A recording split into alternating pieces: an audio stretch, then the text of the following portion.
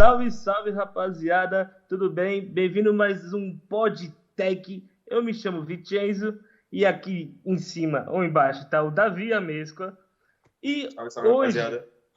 a gente está com a participação dele, Wellington Gomes, o grande professor de banco de dados. E aí, professor, como você está hoje? Olha o brabo aí.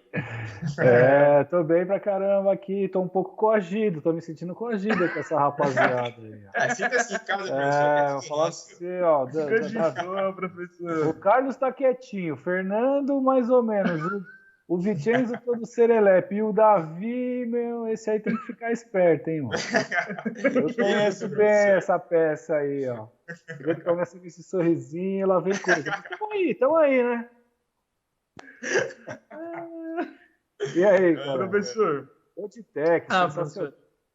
Tamo bem, professor. Hoje a gente tá o início de um boa. sonho e por enquanto não tá dando errado, né? Por enquanto não nada deu errado, não. Já deu certo.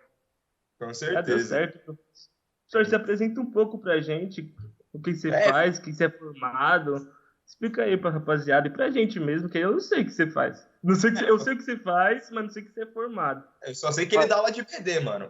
Mas assim, é recente ou porque tem que ver o tempo aí que se eu começar a falar lá de... Não, pode falar lá atrás. Vai demorar, hein? Se quiser começar de Adão e Eva, fica tranquilo, só vamos.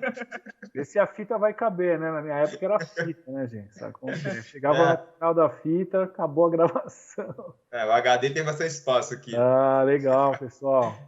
Sensacional. Bom, turma, minha trajetória começou no Senai, né? Minha trajetória profissional. Então, primeiro curso de... Aliás, antes do Senai, olha que curioso, eu fiz um curso à distância, lá nos anos 90. E esse curso tinha um formato muito interessante, peculiar, né? Não sei se vocês já ouviram falar, se alguém aí já contou para vocês, já assistiram em algum... Já viram no museu? Era do Instituto Universal Brasileiro. Instituto Universal Brasileiro. O Instituto Universal Brasileiro ele é uma escola, um instituto de estudo à correspondência, né? Então eu lembro bem que acho que com uns 10 anos aí, pedi para o meu pai lá, nessa época também que eu comecei a trabalhar, né, fazendo os pequenos trabalhos e tal, com meu pai, vende uma coisa, vende outra, feira, rua e tal, e eu pedi para ele que eu queria fazer um curso de mecânica de automóveis, mecânica automotiva. E o meu pai foi lá e, pela minha idade, o que queria fazer, né, cara? Não tinha como estudar em nada, estava fazendo escola regular ainda, era ginásio, né? Que hoje é o fundamental. E aí ele comprou lá para mim esse curso, e foi o primeiro curso profissionalizante que eu fiz na vida. Instituto Universal Brasileiro, Mecânica Da hora. Móveis. Você recebia lá uns livros, ia fazendo as aulinhas, ia lendo, ia resolvendo os exercícios, depois você fazia uma provinha, postava, né? Correio. Mas você gostava, professor? É demais, cara. Demais. Demais. E tal. E aí, depois de algum tempo, lá com 14 anos, eu fiz uma prova lá no Senai, Roberto Simonsen. Eu queria estudar mecânica automotiva, mas não tinha. Até tinha mecânica no Senai, mas automotivo isso veio depois e não era para o mesmo programa que eu tinha a idade para fazer.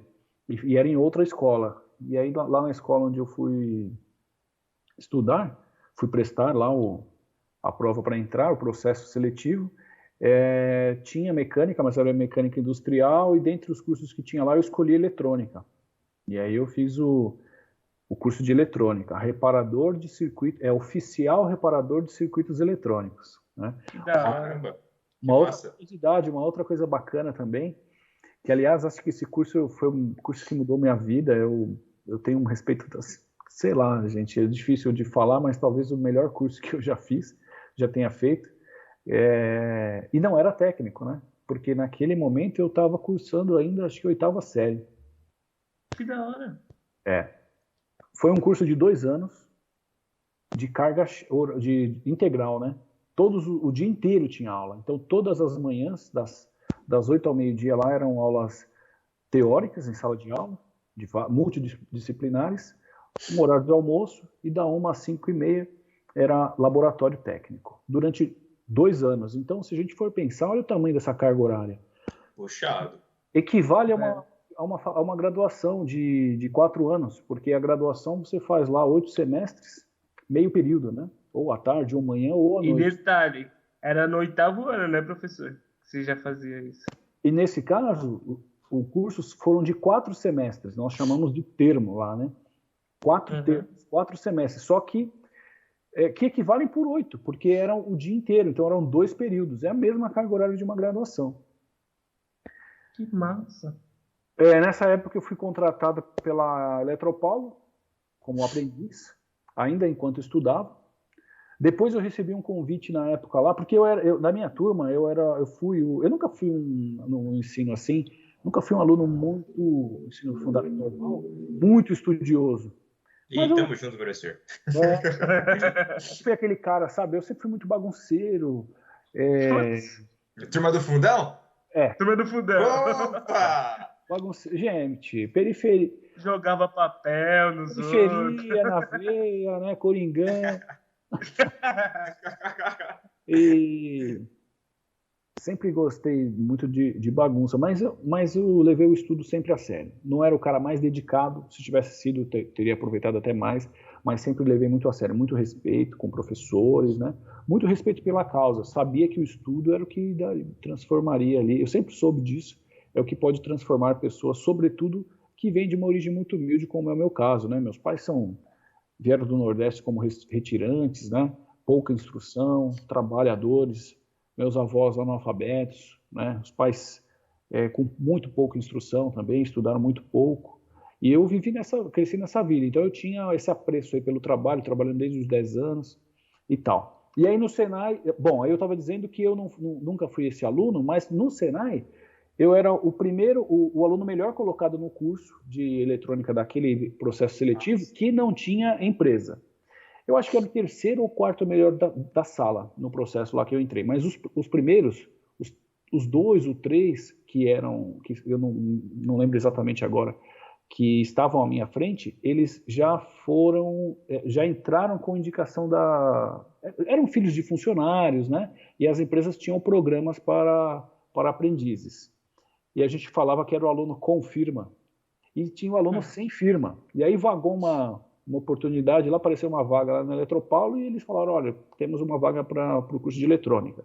Aí o Senai foi lá e pegou, primeiro tinha, segundo tinha, terceiro tinha, quarto, eu não lembro se eu era terceiro, se era quarto, quinto no máximo, mas eu era o primeiro cara que não tinha, aluno que não tinha firma. Aí eles me chamaram lá e eu passei a receber um valor, né, é uma bolsa.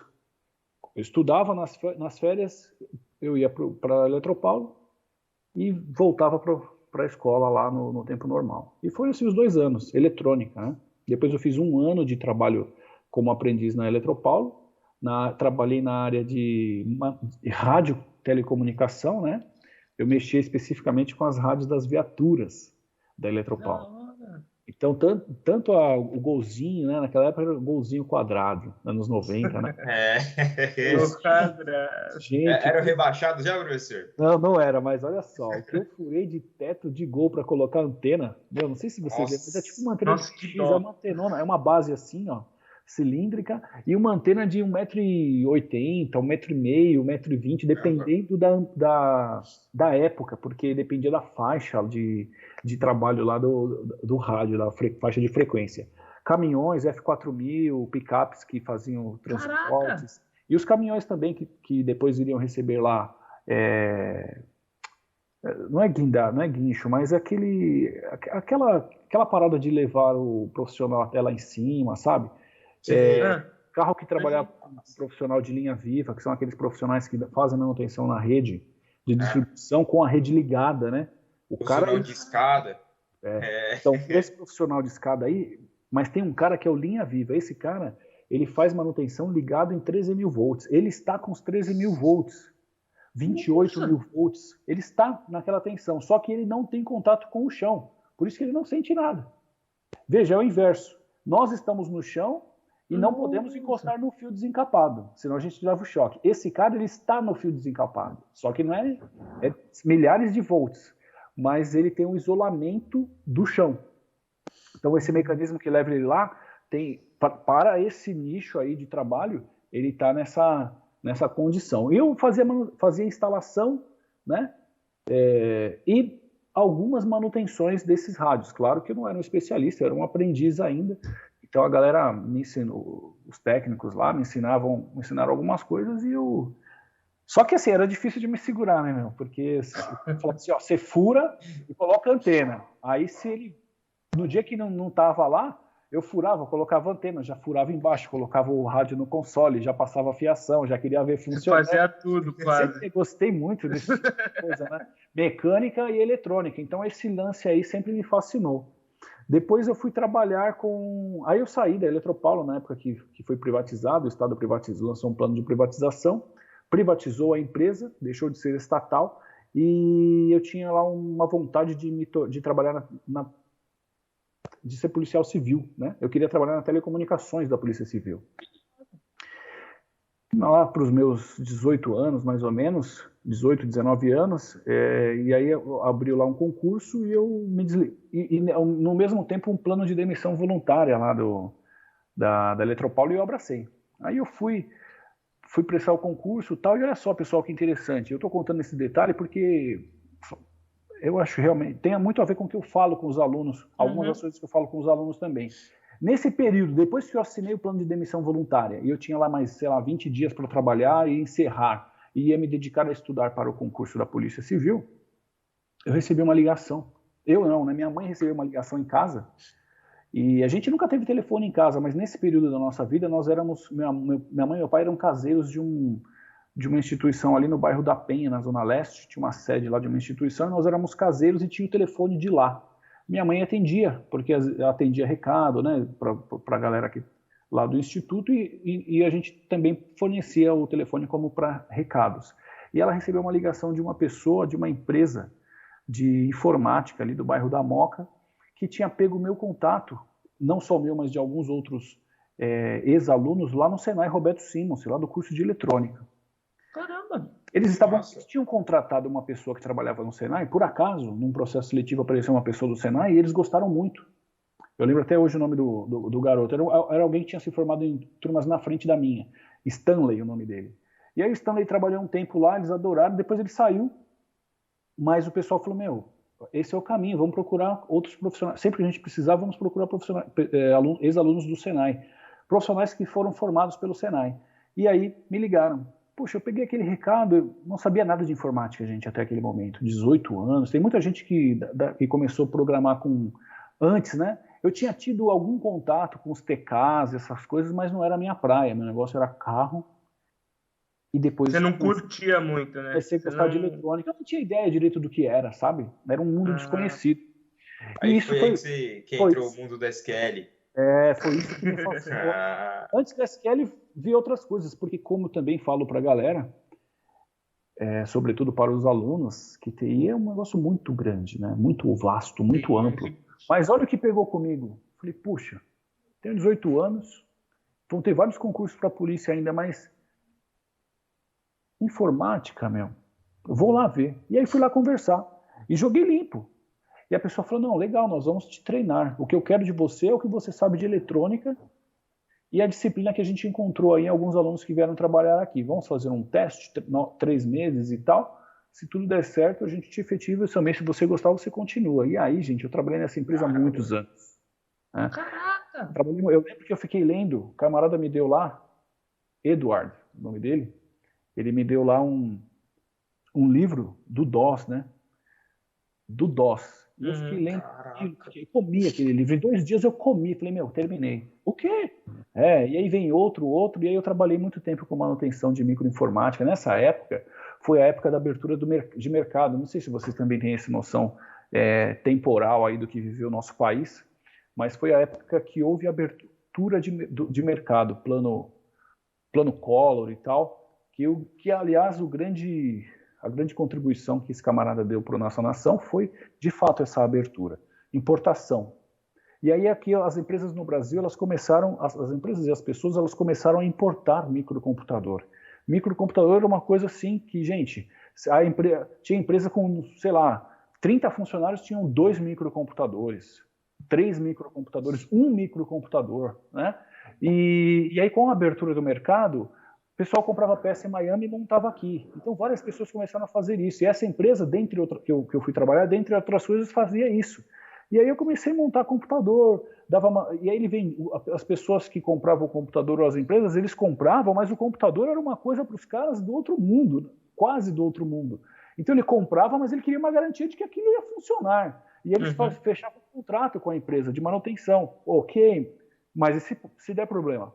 E aí eles faziam um contrato, pagamento mensal, fora a compra, um pagamentinho mensal, qualquer problema que desse, mandava um técnico, e eu era um desses técnicos. E aí, gente, fui aprender um monte de coisa. Eu trabalhei em CPD, dei manutenção em CPD, aquelas salas ultra geladas, né? Nossa, aqui só tem servidor só?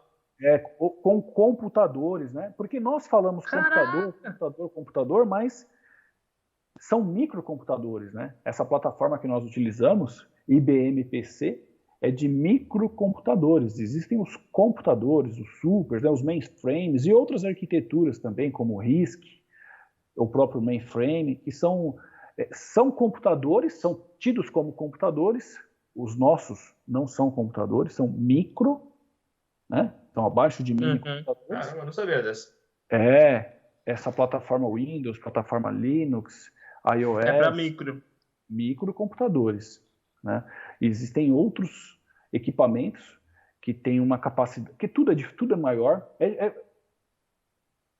Imagina o seguinte, né? Automóveis, veículos, né? A gente tem lá o automóvel, você tem os trucks, tem os caminhões, tem as cegonhas. Então, é uma analogia um pouco pobre, mas eu acho que dá para dar uma dimensão, né? Computadores, com certeza. Computadores, mini computadores e micro, que são os que nós trabalhamos. E aí, gente, trabalhei bastante tempo com isso. Aí chegamos no SQL. Depois de muito tempo, comecei a trabalhar Aí veio o advento do outsourcing, né? Da terceirização. Não é isso que vocês viram agora aqui, há 2, 3 anos, que aconteceu aí de terceirizar uma série de outras coisas. Não, é alguma coisa que aconteceu há 15 anos aí, ou mais para trás. Começou com alguns tipos de funções, mas depois ela começou também em TI. Mas em TI, a terceirização, ou o outsourcing, que é terceirização de equipamentos, né? As empresas não compraram os equipamentos, elas não compravam mais, elas alugavam, elas locavam. E é super interessante, né? Ela paga por ponto e depois de um determinado tempo, a empresa que loca para ela, não é bem locar, né? Mas que coloca lá para elas, que faz o outsourcing, ela troca. E assim, para a empresa em si, imagina aí a escola, a nossa escola. Ao invés de ela ter os equipamentos nos laboratórios delas, que sejam próprios, sejam de propriedade delas, imagina que ela paga um valor mensal para ter, sei lá, 120 computadores funcionando. Ela não comprou nada, ela paga esse valor mensal. Nesse valor está o computador, a manutenção, com tempo de resposta, a gestão do uso e tal. E eu comecei a trabalhar com isso. E foi aí, nesse momento, que eu comecei a trabalhar com isso, que veio também a gestão de outsourcing de impressão e de gerenciamento eletrônico de documentos. E aí, desenvolver sistemas também para isso, porque quando você faz esse outsourcing, além da manutenção, do fornecimento do hardware, da manutenção do hardware, existem outros produtos agregados também. Um deles é software para gerir o uso, gerir a quantidade de impressões, gerir a quantidade de envio e de recebimento de documentos, gerir o armazenamento eletrônico de documentos, que é o GED, né? O gerenciamento eletrônico de documentos. Então, antes do cloud computing declarado e essas coisas, né? Outras tecnologias que viveram. E eu vivi tudo isso, gente. E foi esse cenário que foi, assim, né, professor? Esse cenário que foi me deslocando. É o meu início, né? Claro que tem muita coisa para trás ainda. A galera quando eu falo dos computadores, dos RISCs e tal, eu trabalhei nesse ambiente, mas eu nunca dominei essa tecnologia. Lá, sim, tinha os dinossauros, que nós chamávamos, que eram pessoas que já tinham 30. Naquele momento, o camarada já tinha 30, 20 anos de trabalho naquilo, né? Gente, se a gente for falar Aí, outro dia nós participamos na Semana Paulo Freire de uma palestra que falou sobre trabalhos que acabam, outros que surgem e tal, né? Naquela época existiam profissões, tinha uma profissão que era um camarada chamado schedule, é a agenda. O camarada ele é schedule, ele faz só o agendamento ou as ações agendadas. Ele aperta um enter, ele vai lá, insere um disco, ele faz algumas coisas para apoiar o funcionamento dos computadores nessas outras plataformas, né? E essa profissão, por exemplo. Nossa. Enfim, e é isso. Do ponto de vista acadêmico, depois do Senai, então, eu fiz também técnico em processamento de dados na ET. Na época, existiam 40 escolas técnicas no estado de São Paulo. Eu estudei na ETECA. Não era ETEC na época, era ET. Mas como a escola é Camargo Aranha, então ela é ETECA. ET Camargo Aranha. Camargo Aranha. ETECA. Fiz o processamento de dados lá, que é o bisavô do curso que vocês estão fazendo aí, de DS. Lá atrás, técnico em processamento de dados, depois virou técnico em eletrônica, alterou algumas vezes na grade, e agora a gente tem DS. Depois eu fiz tecnologia na FATEC, né? Uma vez na ETECA, acabei conhecendo melhor o que era o curso da ETEC, da FATEC, né? Porque existe até um certo desconhecimento, hoje acho que isso já está melhor digerido, mas com o que são cursos tecnológicos, e a ETEC sobretudo, né? A FATEC sobretudo. FATEC é um curso de tecnologia, não é porque eu sou filho da casa, mas é o curso. Existem outros, existem cursos de 2 anos, de 1 ano e 8, enfim. Lá, por exemplo, o curso que eu fiz lá também é um curso de 6 semestres com aula aos sábados todos os semestres. Então a carga horária também está ali no bacharelado. Mas é um curso de tecnologia e informática lá. E aí depois disso, e já tem a ver também com o SQL, que é o seguinte, lembram que eu falei para vocês que quando eu fui trabalhar com outsourcing de TI, de informática e sobretudo de impressão, né, e GED, foi onde surgiu o meu trabalho com desenvolvimento efetivamente de software, porque apareceu essa demanda.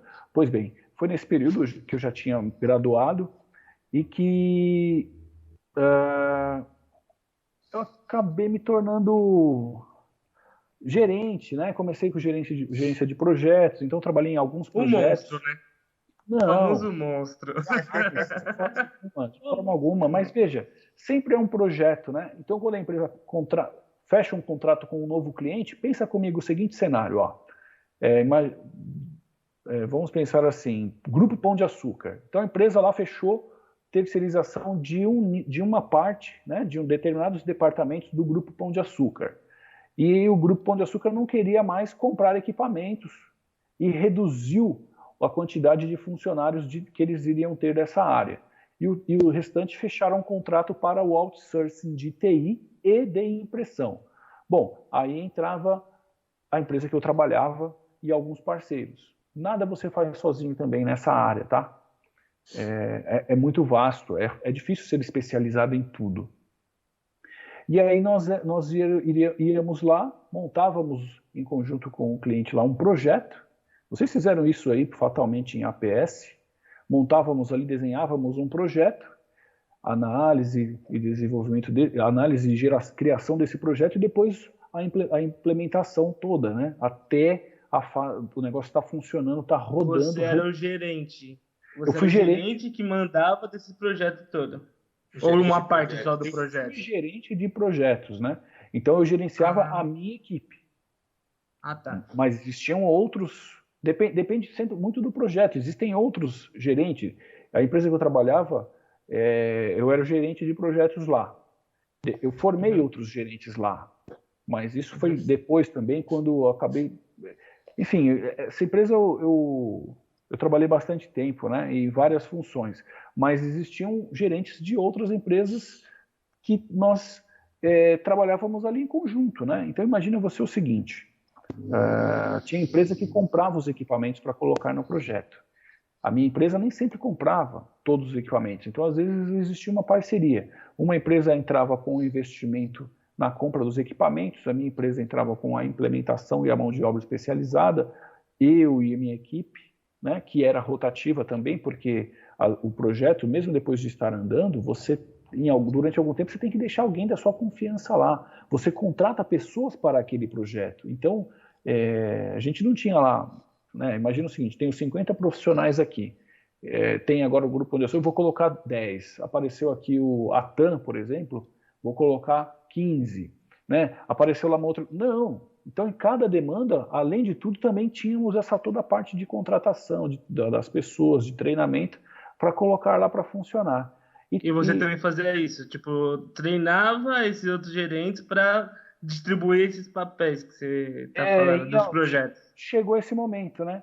Quando a coisa foi crescendo, chegou esse momento. Tudo é mercado. O mercado ele vai apontando caminhos e a gente precisa estar antenado com isso. Tá legal? Chegou um... Eu vou contar para vocês uma coisa assim cruel dessa história, né? Então, beleza. Depois eu já tinha alguns outros gerentes. Começaram coordenadores, o negócio ficou maior, então viraram outros gerentes de projeto, eu virei gerente geral.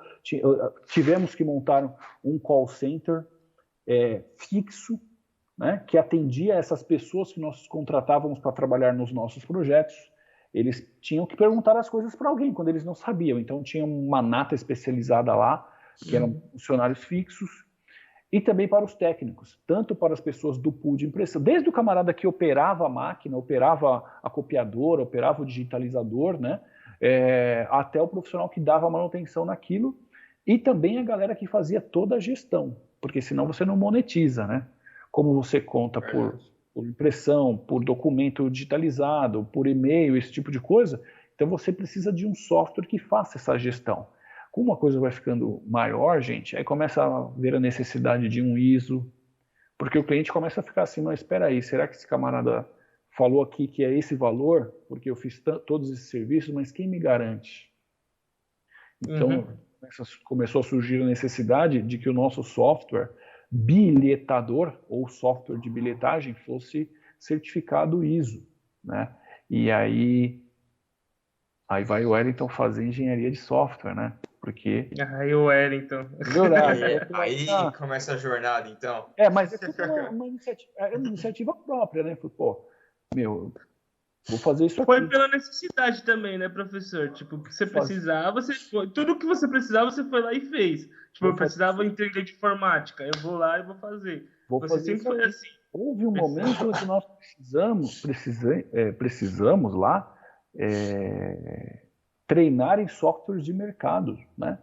Porra, uma empresa holandesa lá com um software fera, que começou a ganhar notoriedade no mercado. Então, alguns dos nossos projetos, o cliente falava, eu quero ser atendido por esse software. Porque saiu na revista tal especialista falou em tal lugar, fui num fórum na Europa, no Brasil, sei lá, no México, e eu ouvi lá entendidos falando que esse software é fera, a prova de fraudes e tal. Então toca a nossa equipe lá, 2, 3 pessoas, ir se certificar naquele software. Então, além dos nossos produtos, também trabalhando com softwares de outros, para se manter no mercado, né? E foi aí que eu fiz, então, a especialização em engenharia de software, que, gente, é uma área muito vasta também, tá? Muito grande, e, as metodologias, elas se alternam, tal, então são coisas que precisam estar estudando. Agora, isso teve um lado aí que foi, inicialmente, é um lado cruel, mas também foi uma coisa que marcou muito, deu um rumo na minha vida, que foi o seguinte: quando você ou é técnico, ou é programador ali, você está com a mão na massa, você está fazendo o que você gosta, é sensacional. Mas quando você passa a gerir, você começa a perder tempo no teclado, perder tempo da mão na massa. E é nesse momento aí, quase um caminho sem volta, entende? Veja, imagina uma pessoa que de repente se viu há 6 meses, há 1 ano sem programar. Putz, eu não imagino. Entende? Ou de vez em quando fazia alguma coisa, mas puxava relatório, mas não desenvolve. Né? Não criava mais, não criava os algoritmos, não... Tinha gente para fazer isso. Então, você virar gestor te distancia da mão na massa. É isso, não tem Ficava como. mais chato, né? Ficava mais chato pra você. Você não gostava tanto assim. Porque você fazer código é muito Fica legal. na parte administrativa e sem estar codando. Você fica lá só assim, Para trocar em miúdos é mais ou menos isso. E aí o que acontece? Nesse momento, eu falei, eu tenho que fazer alguma coisa. Porque assim, você vai sendo promovido, o salário melhora um pouquinho, assim, você ganha o dobro de serviço e 15% a mais de salário.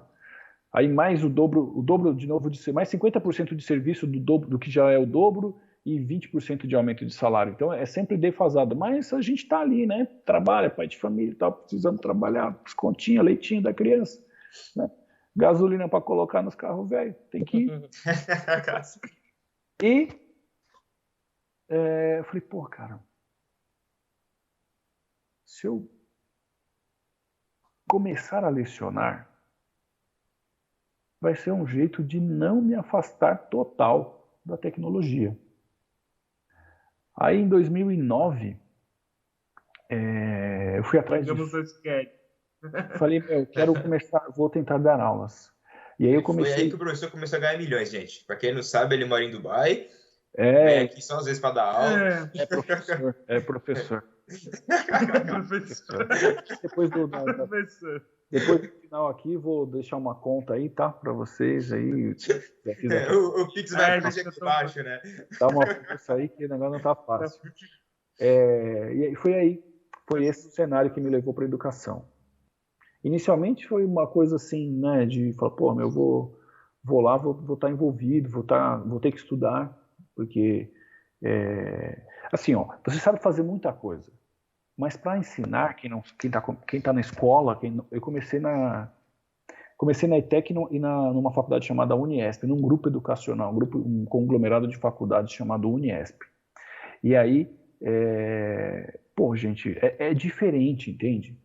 De repente você está trabalhando com alguma coisa aqui, já trabalhou com várias tecnologias, você está trabalhando com uma parada aqui, mas para ensinar você tem que montar um plano que tenha ligação. Tem que ir do básico, né? Do básico, você voltava muito. Gente, você não pode falar para o cara assim, ó, dá um passo para a esquerda, agora salta 15 passos para a direita. O cara não tem como. Então tem que ter um... E aí, nesse momento, foi... Mas o objetivo era não ter... porque eu já estava um pouco distante de estar com a mão na massa. Eu falei, eu vou ficar para trás, eu vou... Né? Se eu ficar 5 anos assim, acabou, né, minha vida? Acabou, né, meu? E daqui a pouco os caras vão chamar... verdade. Vai atrofiar o conhecimento. O cara que eu chamava de dinossauro, né? O feitiço vai virar... E aí foi assim que eu comecei a lecionar. Mas foi uma coisa sensacional, gente. Muito bom, gosto muito de lecionar. Muito. Pô, que claro, massa. nós temos preferência, eu tenho preferência, né? Todos nós temos em tudo. Eu tenho preferência por trabalhar com alguns componentes curriculares. Os componentes curriculares que eu mais gosto de trabalhar são de desenvolvimento de software, né? Desde a lógica, de algoritmos, de técnicas de programação, de estrutura de dados, né? E programação em si. Gosto também de trabalhar com banco de dados.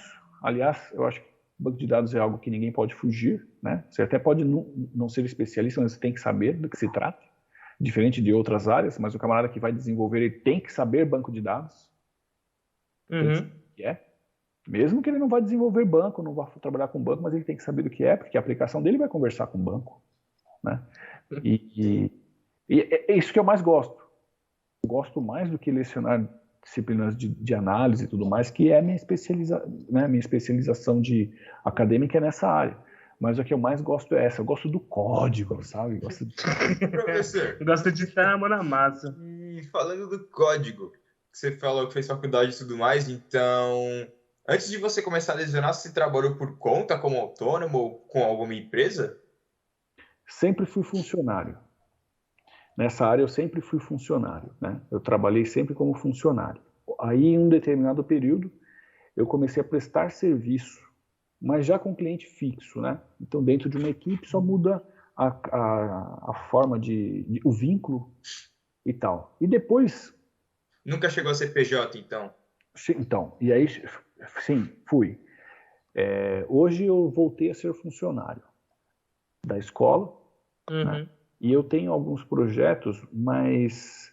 Olha só, gente, tem aí uma outra questão que é também complicada, né? Que é a tributação no país e tudo mais. Depois conversei com alguém, sei lá, com o pai, com o tio, com alguém da família de vocês aí, que tenha mais de um trabalho para você ver. O cara não precisa nem ser PJ, mas que tenha mais de um trabalho para você ver quanto ele paga só de imposto de renda, por exemplo. Então, às vezes, não embaçado. pensa tanto. É complicado essa parte aí, professor. É um troço complicado. Bom, e aí, então, quando eu estava falando que eu gostei muito de lecionar, então eu falei, pô, eu vou continuar trocando alguns projetos. Eu tenho algumas ideias a nível de sistema, mas que façam um link com o que eu gosto também como hobby. E hoje, 2021, é o que eu tenho de ideia para fazer. Nós estamos há quase 2 anos aí com a pandemia, 1 ano e meio. Bagulho que estraga, né, professor? Isso é uma brecada, né? Eu trabalhava em empresa e lecionava até 2018, não, 19, né? 20, a pandemia. Até um pouco antes do meio acho que até abril de 2019. Então, segundo semestre de 2019, fiquei só com as aulas, dar uma respirada, e 2020 veio a pandemia, né? Então, Mas você que escolheu, professor? Só dar aula, só? Eu me desliguei de um projeto que eu estava e mudei celular, mudei perfis. Me esquece. Excluiu do mapa. É um negócio muito louco, né, gente? Mas assim, é uma coisa que é por um tempo, né? Uma coisa que é por um tempinho ali. Mas eu não parei de trabalhar, continuei a lecionar, e lecionar dá mais trabalho do que vocês pensam. Imagino, professor, deve dar uma... Gente, assim, lecionar disciplina técnica, embora seja gostoso, é muito mais trabalhoso do que lecionar outras coisas. Imagina o seguinte, que os meus colegas que vão nos ouvir não fiquem bravos.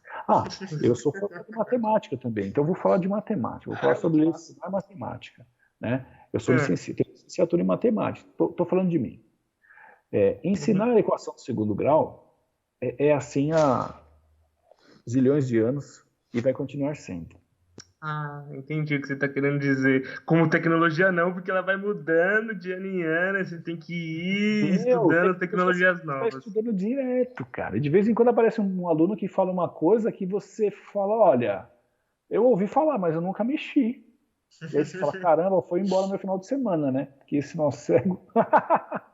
Falou o próximo, vou ter que pesquisar para dar a devolutiva. Gente, é isso que é o complicador, mas que, por outro lado, é a grande oportunidade que se tem em lecionar tecnologia. Olha só, gente, nem que não queira, você tem lá, você está vivendo sempre uma situação de não te deixar parado, não te deixar ficar para trás, que foi o contrário, por exemplo, do que acontece quando você se torna gestor, né? Por exemplo. E é isso. Né? Nesse meio tempo eu fiz uma licenciatura também em informática, né? Porque como o curso técnico que vocês fazem aí, por exemplo, ele é segundo grau, né? E tem também o curso integrado com o ensino médio, e aí a licenciatura é quem valida a sua condição de lecionar, né? Porque, veja, o profissional de mercado, ele é formado para atuar em mercado. O camarada fez lá engenharia da computação. Esse camarada. Ele é engenheiro da computação. Show. Mas ele está apto a ensinar? Talvez não. Tem essa. Porque ele é profissional de mercado, né? Como você falou. Então veio aí licenciatura em informática e é isso. É essa vida aí. Caramba, gente, vocês tocaram coisa de mim pra caramba, hein? Caramba, professor. Nem eu lembrava. Assim que é bom, professor, assim que é bom. Começa a falar aqui, bateu até um sentimento... Uma nostalgia, né, professor? Aquela nostalgiazinha. Comecei a falar com vocês aqui, lembrei do Instituto Universal Brasileiro, olha isso. Aí. Professor, falando de nostalgia, e a aviação, hein, professor? Aquela velha história lá, será que dá hoje? Ó, eu tava com um fundo aí que tinha um avião, mandaram tirar, então acho que hoje não é dia pra falar disso. Hoje não. Deixa Hoje isso não. Deixa isso pra lá.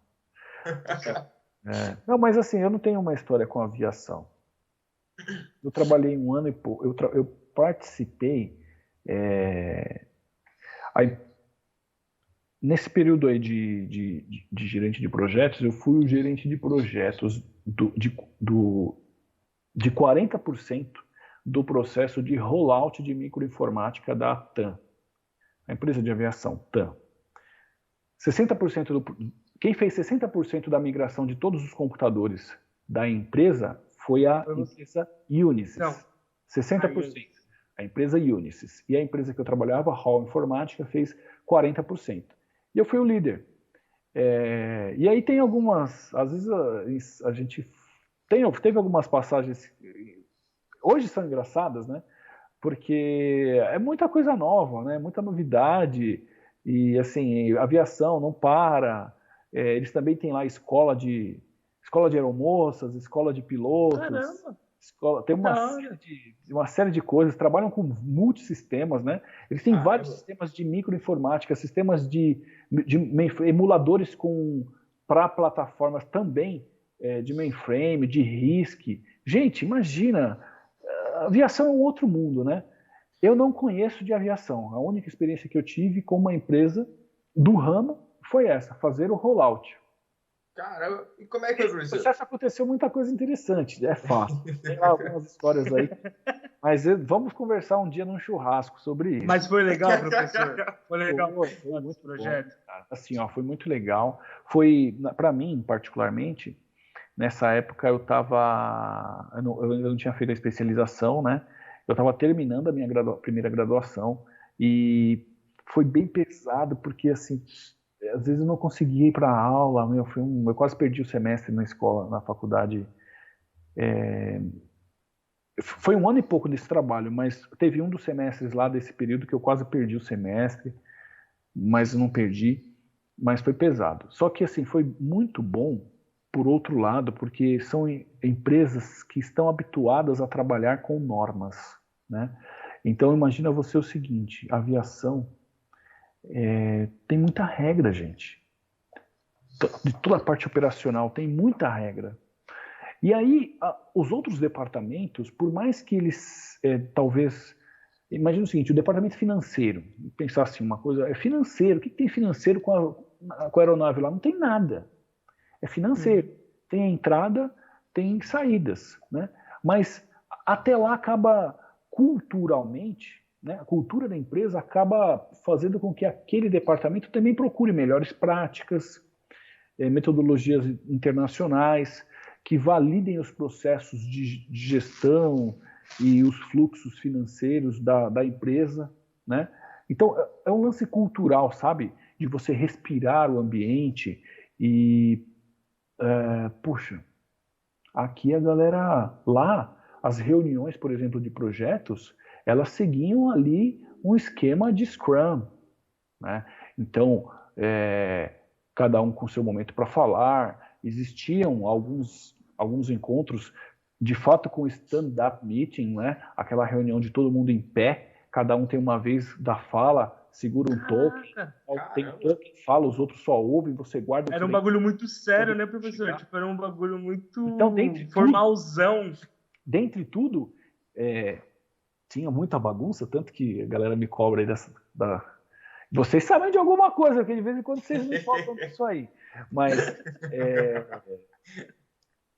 dentre isso, tinha também esses cenários, né? E para mim, não era alguma coisa que a empresa que eu trabalhava, por exemplo, conhecia. Mas nós, muitas vezes, acabávamos fazendo assim do nosso jeitinho algumas coisas. Uhum. E isso é presente em vários lugares.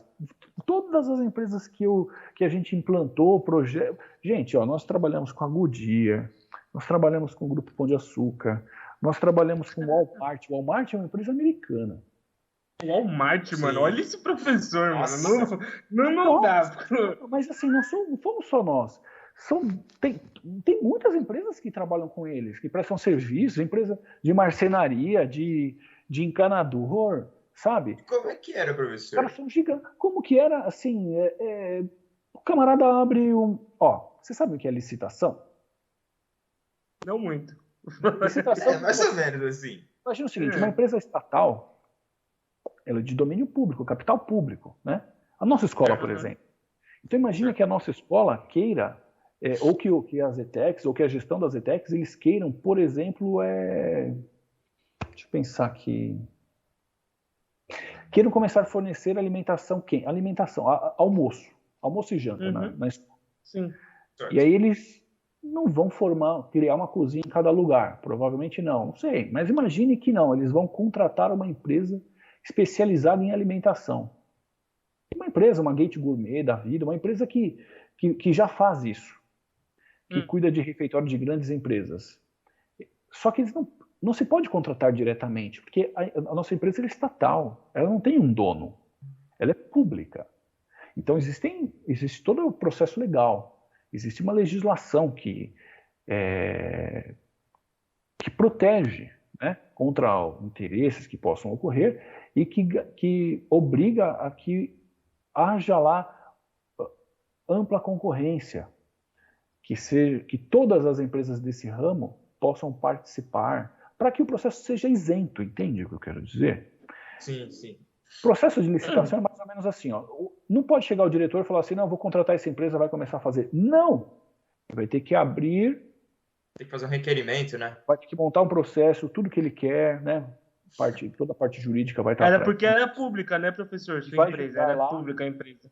E vai jogar isso no mercado, e quem quiser fornecer vai ter que ir lá e se enquadrar em tudo que nós estamos... Que o centro... Né, que a escola esteja pedindo. E a melhor proposta é que é aprovada. Não é o amigo, o ciclano... Não, a melhor proposta que atenda. Isso é licitação.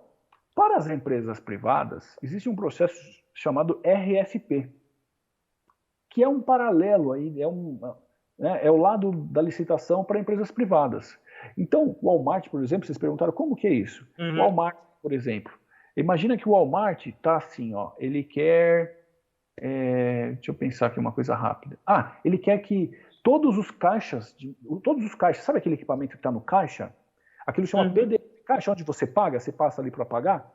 Aquilo chama PDF, né? PDV, ponto de venda, PDV. Ele quer que todos os PDVs sejam substituídos. No Walmart isso não vai acontecer, porque estão defasados, né? Mas imagina lá, está defasado, para a gente simplificar aqui, eles querem substituir de todos. Mas ele não quer comprar, ele mesmo comprar, ele tem que dar manutenção, ele tem que treinar os clientes. Não, ele não quer. Aí ele vai lá e lança uma RFP no mercado. Né? Lança lá numa revista de grande circulação, na internet, em sites especializados, uma RFP com todos os requisitos. Olha, nós queremos que tenha um sistema operacional tal, ou não, às vezes ele nem fala o sistema operacional, mas ele vai falar que o sistema operacional tem que dar uma resposta tal, né? Seja capaz de processar tantos produtos por minuto, tem uma conectividade com os bancos ou com outras formas de TEF, né, que é a transferência eletrônica financeira, com uma resposta de abaixo de 1 segundo, enfim, coloca lá alguns requisitos. Sim. E todas as empresas que se acharem capazes vão lá e participam desse processo. Não, me inscreva, vai lá, é a licitação. É como se fosse um processo seletivo de carreira, por exemplo. Tipo, vamos jogar um bagulho assim. Ok? Vamos deixar por assim. Então é mais ou menos assim que funciona. Né? Caramba. Claro que no mercado privado existem... nas licitações também, mas no privado, sobretudo, existem macetes, caminhos, né, que você aprende a trilhar.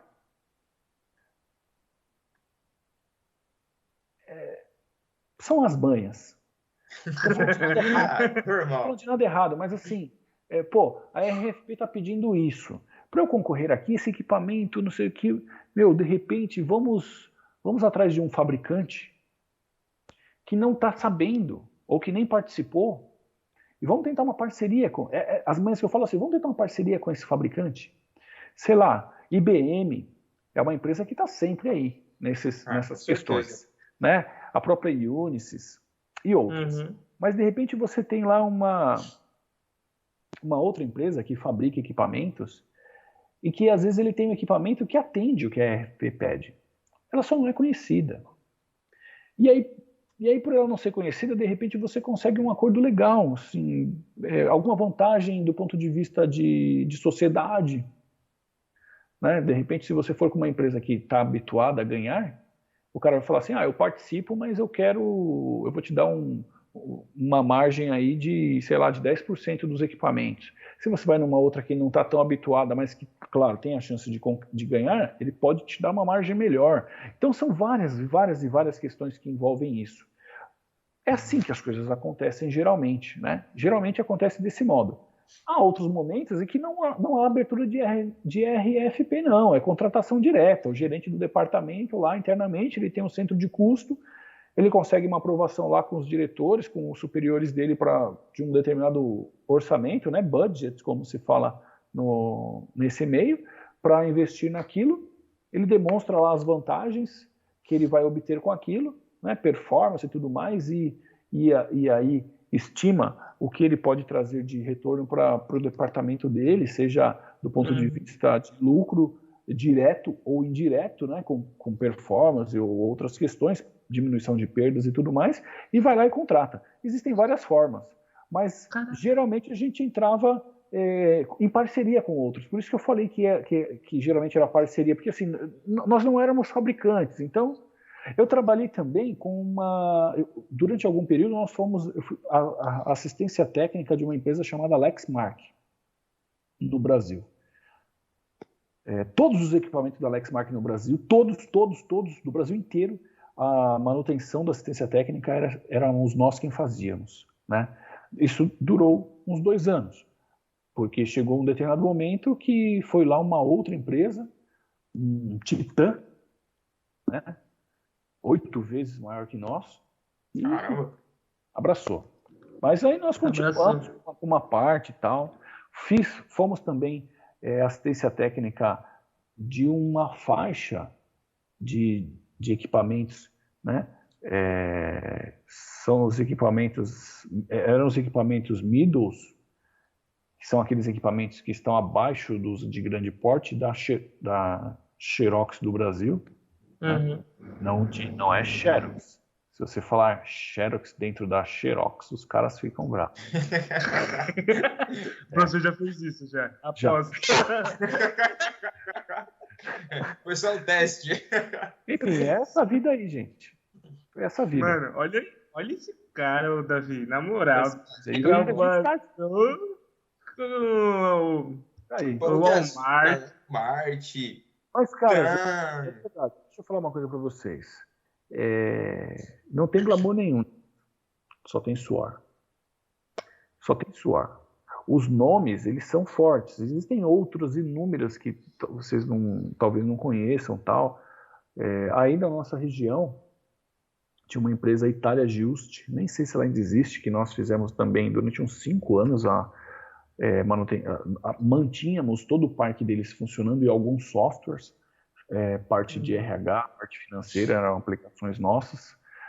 E tem uma outra empresa ali perto do Parque do Carmo também, que ela trabalha, eu estou tentando lembrar, já faz alguns minutos aqui o nome dela, mas não consegui. Ela faz torneira, registros, essas coisas. Ela está na rua, tá pertinho do shopping do Sesc Itaquera, ali do Parque do Carmo. Eu ia falar Manco. Parque Manco, Tramontina. Suzano de papel celulose, nós também tivemos projetos lá. Várias empresas, gente. Várias. O portfólio é muito grande. Mas isso não tem glamour algum. É suor. É muito concorrido. Assim, professor, quando você fazia, você não falava, pô, eu tô fazendo para pão de açúcar. É legal. Mas assim, eu não quero colocar passar no currículo, né? Eu não quero passar uma falsa impressão para vocês aí que estão começando, tal. Porque, de novo, como eu falo, não tem muito glamour, tem muita transpiração, né? Porque, assim, você está lá, o que conta muito para você é assim, gente, tem muita gente que quer estar lá, os caras olham para você muitas vezes de cima para baixo, e se você fizer 100% certo, você ainda está correndo riscos. Caramba. Né? Justamente tem muitas empresas querendo tomar o contrato. A cada momento chega alguém lá, num gerente de conta, né? Mas peraí, quanto que os caras estão cobrando para vocês aí por página impressa? Qual que é o valor do pacote de dados aí dele? E o software deles? O software, eles vão tá junto no pacote ou eles estão cobrando uma franquia do software por fora? E querendo oferecer menos para entrar e tal. Então essa concorrência, ela deixa... a gente fala que o mercado, ele é leonino, né? Porque assim, ele te devora a qualquer momento, entende? Então, tem esse lado aí, gente. Tem esse lado meio obscuro. A parte da história que ninguém conta. Porque veja só, se vocês pensarem bem, né? Eu lembro que eu falei para vocês que chegou um momento que eu falei assim, caras, eu vou dar um tempo. Ninguém faz isso porque está extremamente feliz. Sim. É porque está bem exausto de um né? tempo. Exausto, né? É aquilo.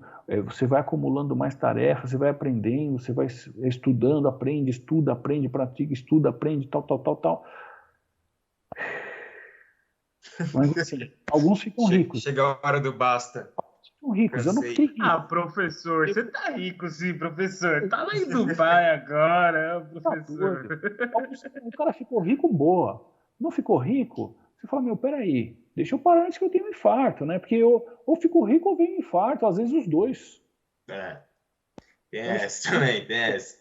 Deixa eu dar uma diminuída, mas a tecnologia ainda nesse ponto também é fantástica, né? Porque, veja, você pode trabalhar de qualquer lugar, dependendo do que você faça. E vocês que estão começando, vocês lembram que eu falaram que com 18 anos eu não sabia o que era um computador direito? Não sabia. Eu sabia o que é. Nunca tinha ligado. Não. Eu até tive uma experiência lá na época do Senai com computador, com alguma coisa de informática. Não era PC, né? Era TK na época. Para vocês, assim, não sei se vocês sabem disso também, mas eram computadores com uma capacidade de processamento muito limitada e que, por exemplo, armazenam dados. A gente armazenava dados em fita cassete. Sabe o que é fita cassete? Vocês já viram toca-fitas? Já, com certeza. Sei, já. Joguei um fora esses dias. Tem 2 olhinhos assim que você vira a fita... Nossa, professor, isso é muito antigo, professor, na moral, não queria falar isso. Imagina, na época que fita era uma coisa atual, para som, a gente falar que usou fita para armazenar dados de computador que não tinha armazenamento. O computador não tinha armazenamento. Então ele tinha lá uma interface que você integrava num gravador que foi feito para áudio. E o gravador conseguia gravar sinais na fita magnética e depois ele conseguia fazer a leitura. Olha o quanto isso é antigo. Então na época Era igual aqueles disquetezinhos lá, professor? Que o pessoal colocava no computador? Muito anterior. Não confundam quem ver aí com uma outra fita chamada fita DAT, né? Fita DAT é uma fita de maior capacidade que foi utilizada durante muito tempo para fazer backups seguros e tal. Gente, existia até robôs. Nossa. Professor, robôs? Caramba. Não é possível, professor. Robôs. Boston Dynamics resistia já. Robô assim, por exemplo, você tinha lá um CPD, sabe o que é CPD? Centro de Processamento de Dados, Central de Processamento. Agora eu sei. O departamento inteiro, às vezes um andar inteiro, ou uma sala com equipamentos, com ar-condicionado a 10 graus, 12 graus, sempre abaixo de 20, mas às vezes, dependendo do lugar, menos. Alguns com tratamento anti-incêndio, sabe aquelas células que, por exemplo, se houver o indício de um incêndio, eles despejam, esses dispositivos despejam gás carbônico naquela sala, de modo que pode pegar fogo em tudo, mas aquela sala ficará íntegra. Nossa. E claro que com protocolos para que os humanos saiam, né? Porque senão eles também não morrerão queimados. Sim. Mas eles não ficarão... Só para proteger os dados, né, Mas professor? eles estarão vivos também. Pois é. CPD. E aí, alguns robôs, mas olha os robôs daquela época. Alguns, eles tinham lá uma sequência de fitas. O robô, ele desce um braço, pega uma fita, gira e insere num drive. Caramba! Olha que legal. Quando a fita acaba, ela é ejetada, o robô vai lá, pega essa fita, desce, encaixa onde ela estava, esse carrossel aqui anda, o bracinho pega a próxima e coloca lá. E o computador vai falando para ele, olha, não terminou o backup ainda. Então, tem tanta coisa legal, antiga também, né? Mas claro que depois isso ficou para trás, né? Vem se inovando, né, professor? Antes de eu casar, quando eu ainda morava com a minha mãe, com meu pai, eu cheguei a ter um peso de porta, sabe o peso de porta? Casa de pobre. Então a porta... peso de porta. Peso de porta, que era um HD, gente. Era um HD padrão MFM. Vocês já ouviram falar essa sigla? MFM. Mas só para o peso de porta deve ser enorme, né? Já pegaram um HD na mão? Já. O HD grandão. Esse aqui, né? Pois é. Você sabe qual que é o padrão desse cara aí? Eu não consegui ver, porque cortou um pouco por conta do fundo, mas ou ele é IDE, ou ele pode ser SCSI também. Dá uma olhadinha no cabo dele, no cabo de dados ali, onde você conecta. É largão ou é fininho? Acho que é do largo, professor. É largão. Largão então o padrão desse cara aí é IDE, o padrão de comunicação desse HD. Esse HD é pequenininho, gente. O HD MFM, ele é um troço, ele é quase do tamanho da dimensão de um caderno, um pouco menor, só que alto. 2 cabos de dados, mais o cabo de alimentação. E assim, os caras grandes lá, MFM, eles tinham capacidade para 8 megas. Desse tamanho? 16 megas. Não, desse tamanho, com 8 megas. Não. Tô falando, MFM. Depois vieram os IDEs. Os IDEs já melhoraram bastante, né? E hoje a gente com SSD, né, pessoal? O que não faz, velho? Faz assim já. Pendrive. Outro dia eu tava conversando com o nosso diretor e, por acaso, assim, ele puxou um pendrive e falou: esse pendrive aqui, 2 gigas ou 3 gigas, sei lá, o pendrive dele. Aí eu falei: nossa, é igualzinho o meu, só que aí eu peguei o meu, só que o meu era de 16, o dele de 2 ou 3 teras. O meu é 16 gigas. Eu falei: caramba! O pendrive maior que eu tenho hoje são de 16. Um HD ambulante. 16 gigas. Uma parada com um pendrive de teras, né? Agora imagine um HD desse tamanho, pesado na época, com capacidade em poucos unidade ou dezena de megabytes, né? É isso. As coisas vão mudando muito, né, gente? E aí inovação, né, professor? Os sistemas também mudam muito, né? Porque lá atrás você programava para rodar no DOS, você tinha que trabalhar com o gerenciamento de memória. Quanto que a sua aplicação vai usar de memória? Porque imagina, a sua máquina, para fazer tudo que ela fazia, ela dispunha de poucos megas de memória, né? Poucos megabytes de memórias. Às vezes, kbytes para algumas funções, né? E hoje, nas linguagens que nós utilizamos, né, que são muito modernas, o programador tem pouco essa preocupação, ou não tem. Né? Tem pouco ou não tem. Né? Porque tudo é armazenado em nuvem hoje também, né, professor? É tudo mais fácil agora.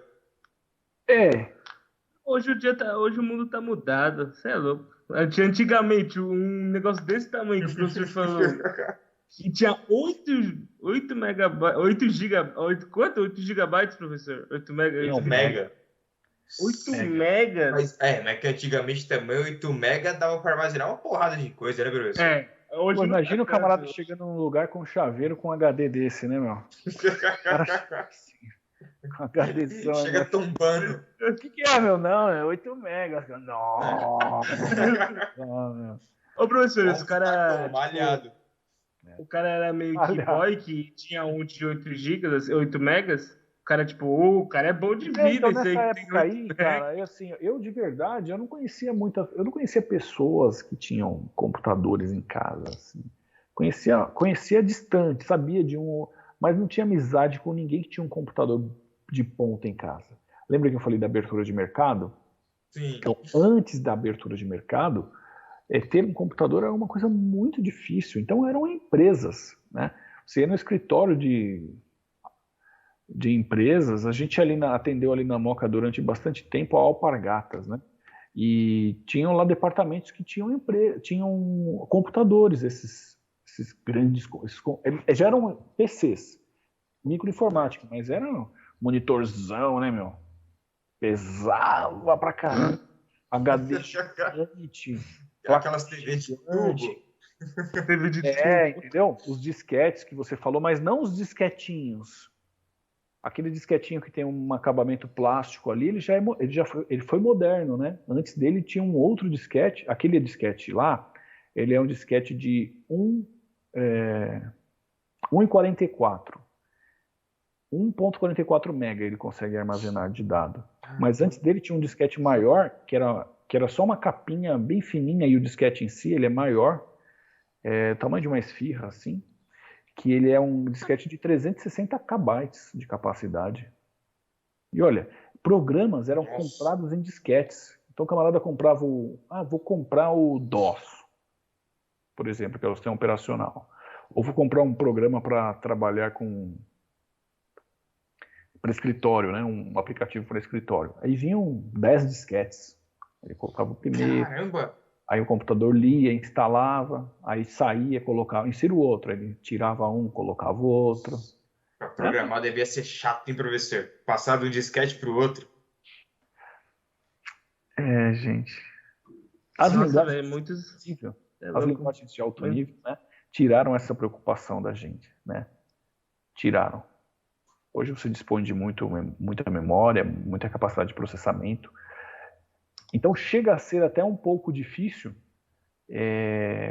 para quem está começando a estudar entender efetivamente essa grande diferença aí de performance, né?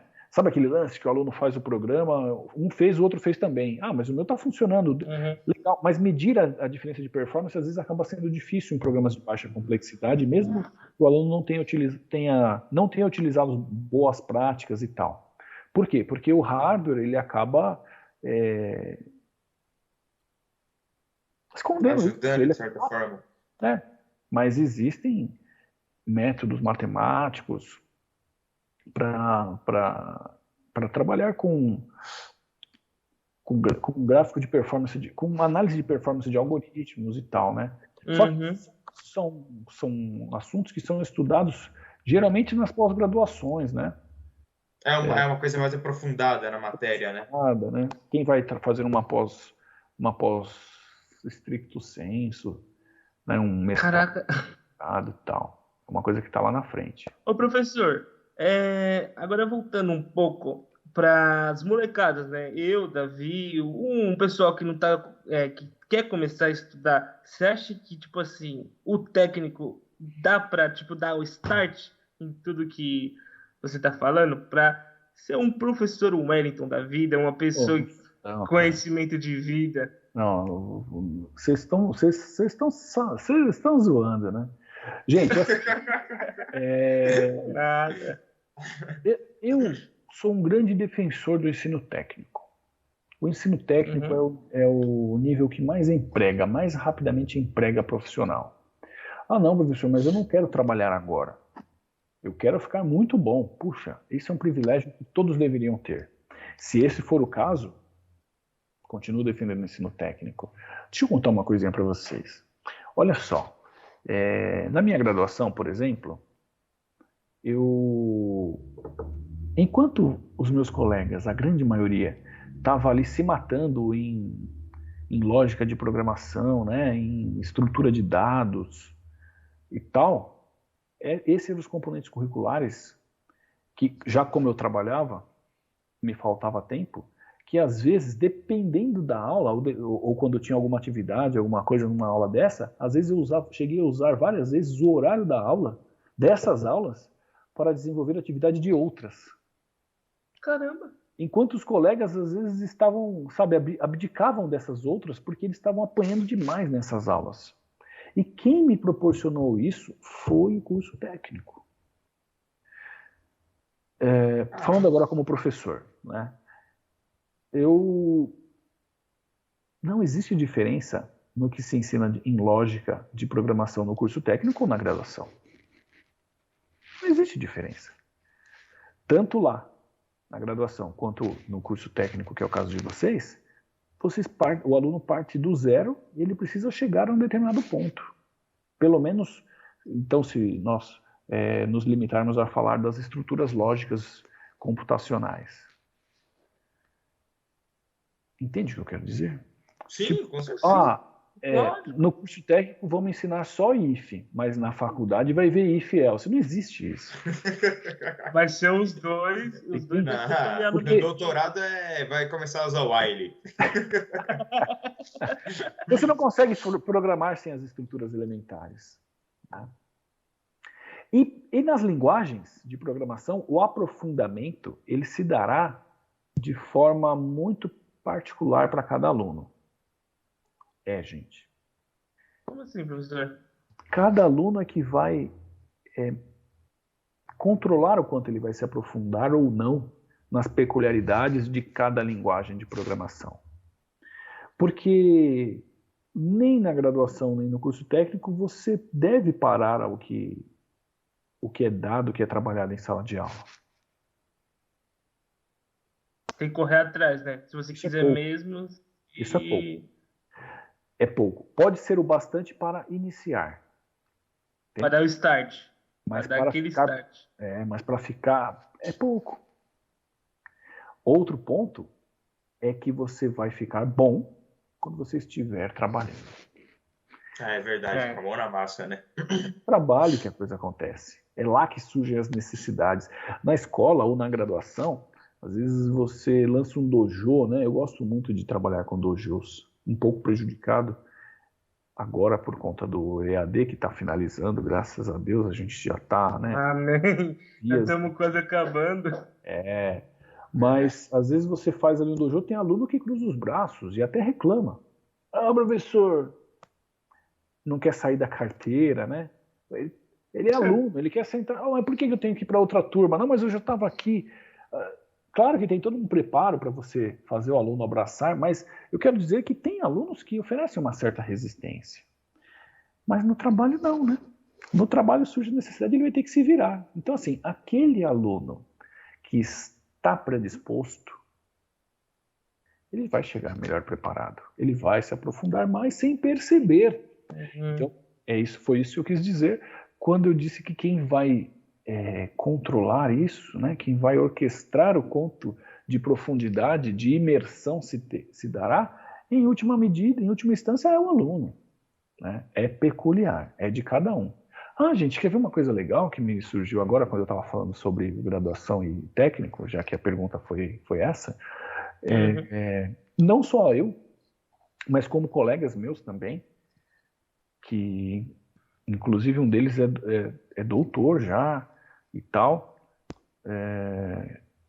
mais novo que eu, camarada, ele já terminou o doutorado, mas ele trabalhou comigo lecionando. Nós tivemos oportunidades assim de... vou falar das minhas, vai. Levei alunos da graduação, levei alunos do técnico, depois da apresentação do TCC, para apresentarem os seus projetos de TCC lá na graduação. Nossa. Aí estouro o projeto era bom, então. Era diferenciado. Era igual o gente, você fica vendo os caras da graduação, cara ali de 7º semestre, 6º semestre, até de 8º. Com boca aberta. Os caras já estão, às vezes, há 3 anos, quase 4 anos estudando. Não que eles fossem ruins. Não, não é isso. Eles também fizeram projetos excelentes. Mas como a pergunta foi o curso técnico, claro, muitas coisas que eles estão vendo na graduação, o curso técnico não vê, não tem como. É uma questão de tempo. Não tem como. Não é igual o WhatsApp agora que a gente consegue adiantar o áudio, né? Não dá. Coloca 2x aí, vamos. Não dá para adiantar 3 semestres em um dia, né? Entendeu? Mas pula-se muita coisa. Só que o técnico ele é um troço assim mais direto, entende? Tiro rápido. Ele é mão na massa. Começou ali, primeiro semestre, né? O camarada faz lá um algoritmo, faz lá um bolo de chocolate, não entende nada do que o professor está falando isso. Dali na outra semana ele já está fazendo um algoritmo que faz uma soma. Na outra ele já está fazendo um if. Na outra, mais 3, né? Passa lá umas 2, 3, 4, ele já está fazendo um laço. E quando ele percebe, ele já é capaz de fazer um programa numa linguagem que eu não tinha ouvido falar tempos atrás. Né? Então, é isso. É mais ir ao ponto. Ir direto ao ponto. Essa é a ideia do curso técnico. Por isso que ele, sim, claro, é o melhor caminho, o caminho mais rápido para você começar a trabalhar, né? E aí dar andamento, ou para que você entre na graduação e consiga absorver muito mais do que você absorveria se você não tivesse conhecimento algum. Veja, quando você assiste uma palestra de um assunto que você domina, de um assunto que você conhece, você não é muito mais crítico? Você não consegue... Com certeza. Você não consegue aproveitar muito mais do que o camarada fala, porque você sabe do que o cara está falando. Agora, se você assistir uma palestra de um assunto que você nunca ouviu falar, corre o risco de você não entender nada, ok? Até aí tudo bem. Mas o pior risco que você corre é de sair de lá encantado. E talvez a palestra tenha sido ruim, fraca, e você não tem condição de julgar. Porque você não sabia nada. Né? Você não sabia nada. Então, quando você chega na graduação com alguma bagagem, o que você pode absorver lá, a tendência é que você tenha condições de absorver muito mais do que um aluno que não tenha visão alguma. Para ele, o professor ensina 100 coisas. Se ele aprender 15, ele fala, caramba, aprendi 15 coisas, olha só que legal. Mas você que já tem uma ideia, até condição, até capacidade de julgar o que é mais importante para você, você tem, quando você tem um conhecimento prévio, né? E também tem casos de aluno que fez o curso técnico e só serviu para ele saber que não é aquilo que ele quer da vida. Vai fazer a faculdade de outra coisa. É por experiência, né? É por experiência. Esse caso, para mim, é senso de começo. Gente. Já entrei, professor, desse curso aqui eu já entrei e falei, isso daí eu não vou colocar no currículo. Não vou nem aprender nada. Pode crer. Eu também tenho curso que eu não coloquei no currículo. Tem. Mais uma pergunta aqui que eu acho que é muito importante para quem gosta dessa área. Dá dinheiro? Não.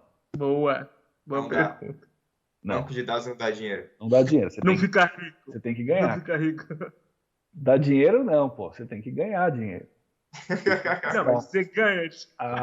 Vai tirar o quê? Vai tirar no mínimo uns 8 assim por mês? Não, com certeza. Profissional pleno, sênior aí, nessa área.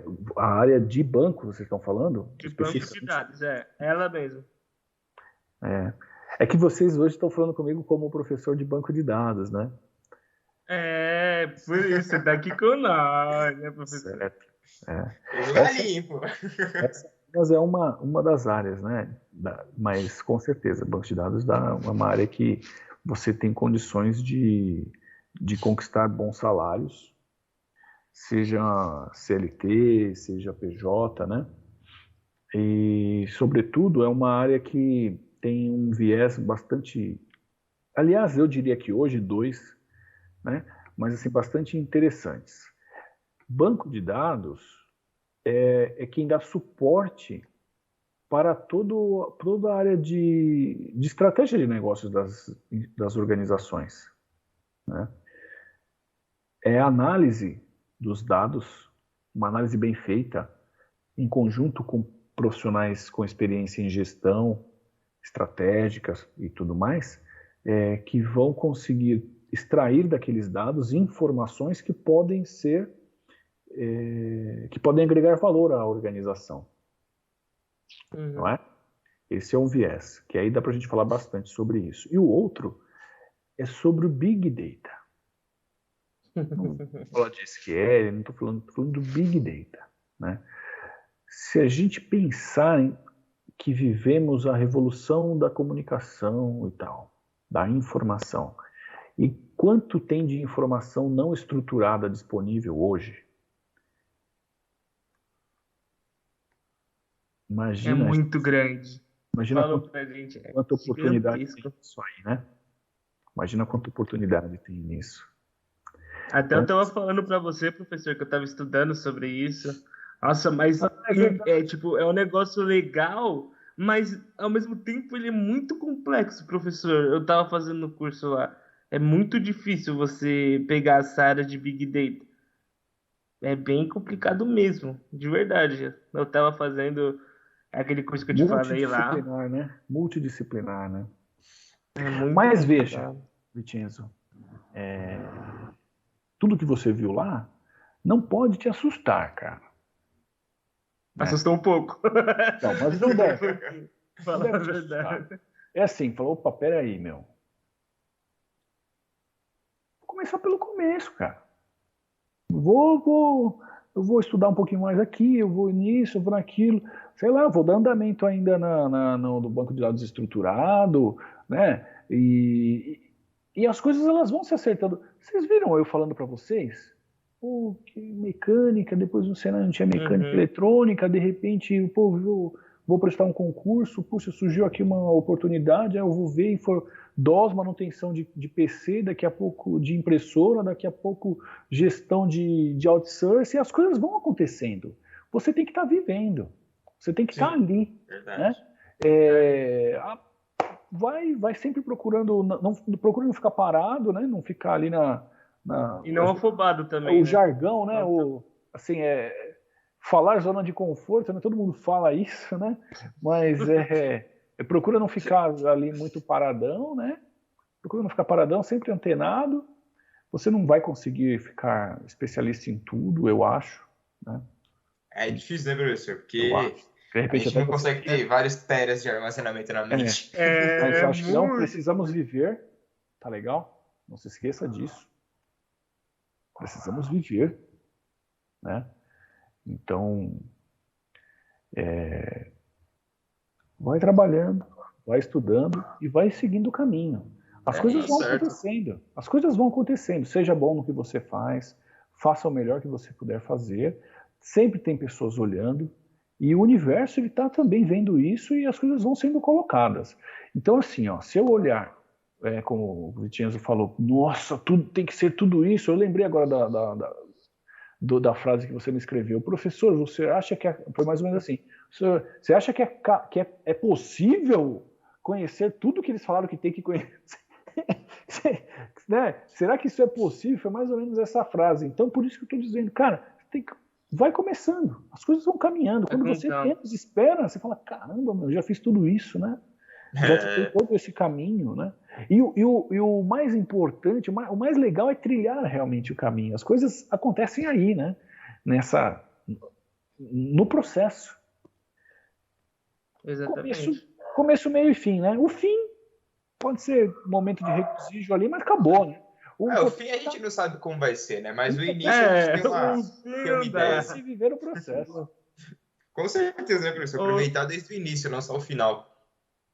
Então, só vou falar com o pessoal aí que está assistindo a gente que em setembro vai abrir as inscrições de novo para a ETEC, não é isso, professor? Para o vestibulinho.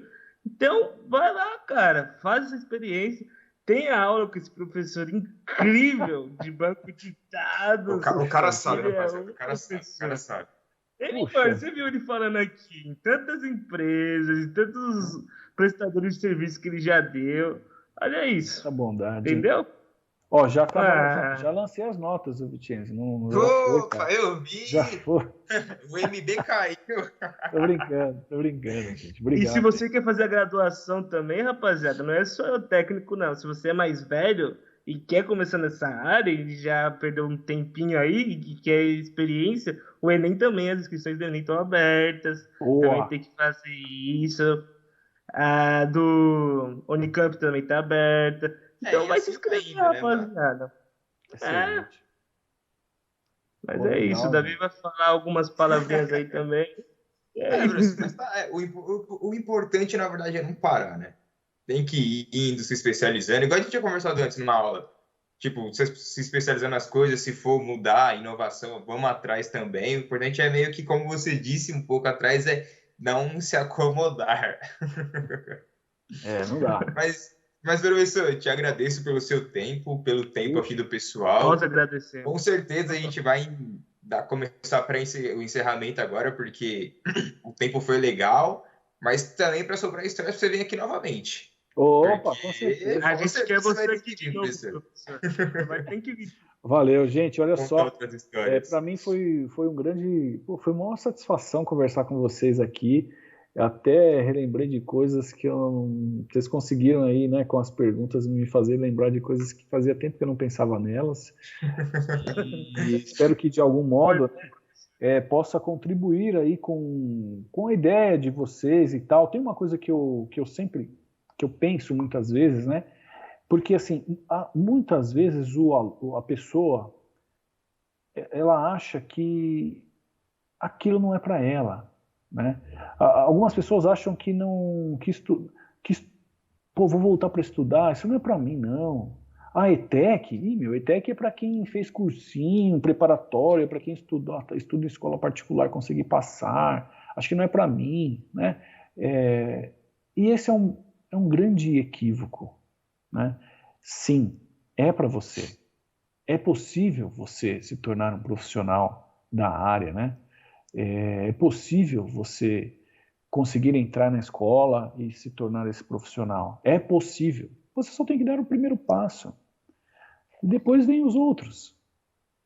Então, muito obrigado aí pela oportunidade, pelo espaço, por esse bate-papo descontraído. A gente agradece. Prazeroso, né? Valeu mesmo. Fiquem com Deus e... você também, professor. É isso, pessoal. Mas é isso. A gente está aí, está à disposição. Com certeza. Falou, rapaziada. Mas então é isso, rapaziada. Espero que vocês tenham gostado. Não esqueça de dar o like, se inscrever aí também, compartilhar. Chama a mãe, o tio, o papagaio para assistir os próximos também na TV de casa, na sala. E tamo junto, guys. Até a próxima e Falou. é isso. Falou, Fernandão, rapaziada. corte. Pode encerrar, Fernando. Tamo junto. Valeu. Foi bom, mano. Foi bom.